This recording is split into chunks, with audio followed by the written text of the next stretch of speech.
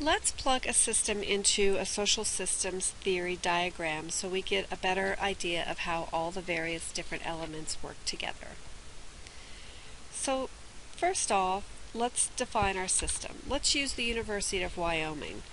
So going into the University of Wyoming, the input that is coming in we could come up with a variety of different ideas, but we at least have students, we have state funds, we have research grants, and we have knowledge. The second factor that we want to be able to define is the boundary. Now we could look at this in a couple different ways. If we were looking at a specific campus of the University of Wyoming, we could literally say that one of the boundaries was the campus edge, or we could say that it was individuals who were attending UW at the University of Wyoming. Because the University of Wyoming is a much larger system, because we have outreach in UWCC, which enables students from all around the country, outreach enables students from all around the country to take classes at UW. And so the boundary for today, let's say that it is students who are currently enrolled at the University of Wyoming and faculty and staff that are employed at the University of Wyoming.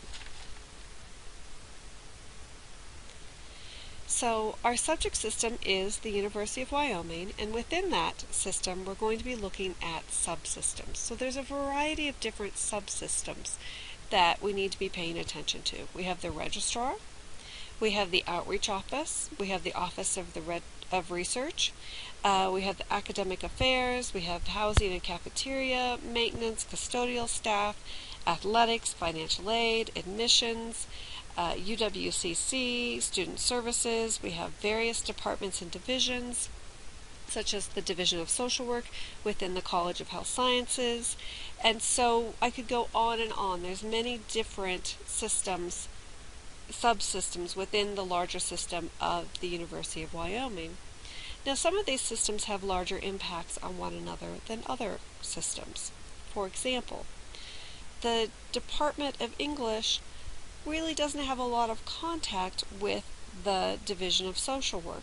So if the Division of Social Work ceased to exist, it probably wouldn't impact the Department of English. But if the Department of English ceased to exist, it would impact the Division of Social Work, because our students would not have access to learning writing skills that they needed in order to be successful and to be able to graduate from the University of Wyoming.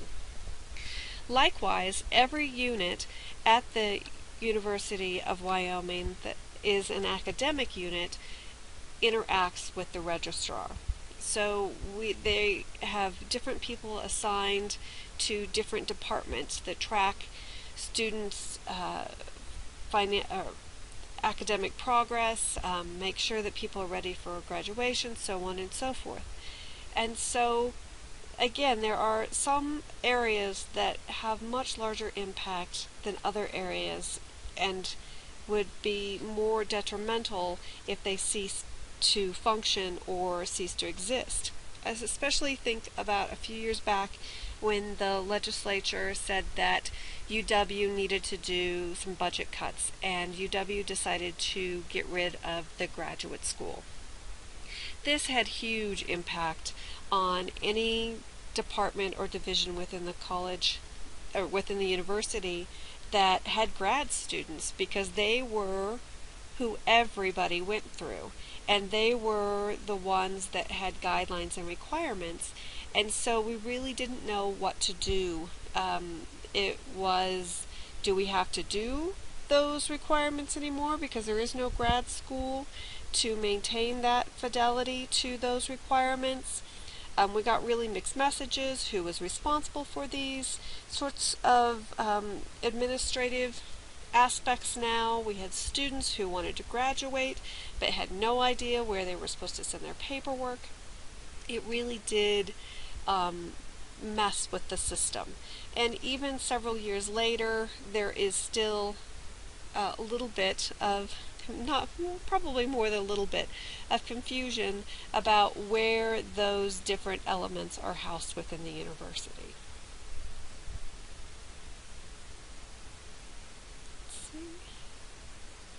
Okay, so then we have our proposed output.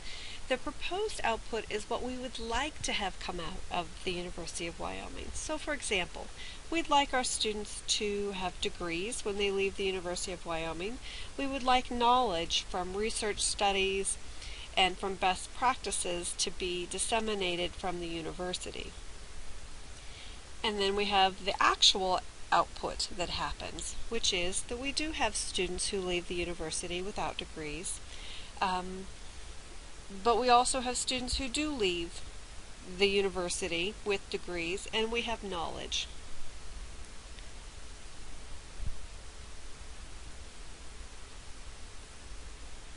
So that we also have feedback, and feedback comes in a variety of forms. We have positive feedback and we have negative feedback. Positive feedback comes in anywhere from course evaluations to university exit surveys.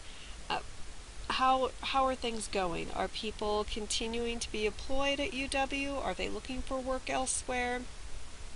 Are students choosing to attend the University of Wyoming, or how's its reputation? Do people feel that if they go to the University of Wyoming they're going to get a good education, or do they want to leave the state and go to other institutions because the university has such a bad reputation? So those are the sorts of factors that come in and out of the system. So all of the media and what have you, how they portray the University of Wyoming, what are the messages that are going out, and then how does that feed back into the system? Okay, so then we have our super system, or our environment, and the University of Wyoming's environment is primarily the state of Wyoming, which is unique in and of itself. We also have the fact that the university is a land-grant university, which means that there are expectations to serve the state of Wyoming. The state legislature has a huge impact as one of our main funding sources, and also the criteria that they set upon the University of Wyoming. And we have accrediting bodies that determine what needs to happen within the University of Wyoming. And we have the citizens of Wyoming. And then we interface both on the input side and the output side, and with the various agencies and organizations. We interface with field sites when we set up learning opportunities for students. We interface with community colleges, and especially with the energy industry, we have a lot of interface with industry in general. And that is an overview of systems theory as it can be diagrammed.